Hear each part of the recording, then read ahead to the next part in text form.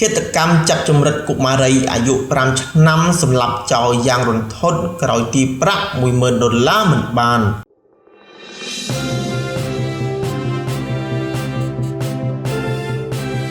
ហេតុកណ្ដាលភេរវកម្មនៃសេចក្តីស្លាប់បានកើតឡើងលើកុមារីស្លូតត្រង់ម្នាក់បន្ទាប់ពីជនសង្ស័យបានធ្វើសកម្មភាពចាប់ចម្រិតនិងបង្ខំឲ្យគ្រួសារបង់ប្រាក់ចំនួន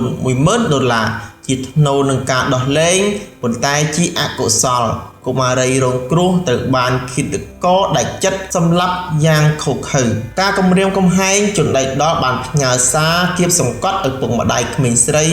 ឲ្យវេលុយតាមរយៈភ្នាក់ងារវិញដោយទុកពេលឲ្យត្រឹមតែ1ម៉ោងប៉ុណ្ណោះជននេះថែមទាំងប្រមានថា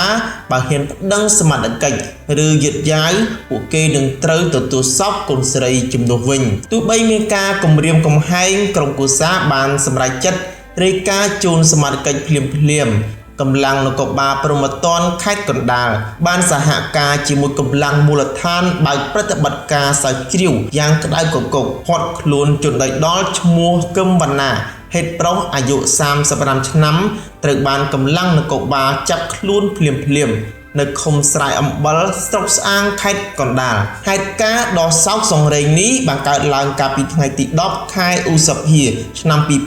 2026រហូតមកដល់ថ្ងៃទី11ខែឧសភានេះជនសង្ស័យកំពុងស្ថិតក្រោមការសាកសួរយ៉ាងដិតដល់នៅស្នងការដ្ឋាននគរបាលដើម្បីកសាងសំណុំរឿងបញ្ជូនទៅកាន់តុលាការចាត់ការតាមច្បាប់ទោះជាយ៉ាងណាសាធារណជនសម្ដែងការក្តុកក្តួលជាខ្លាំងចំពោះការបាត់បង់ជីវិតកុមារីរងគ្រោះក្នុងករណីដ៏សាហាវមួយនេះ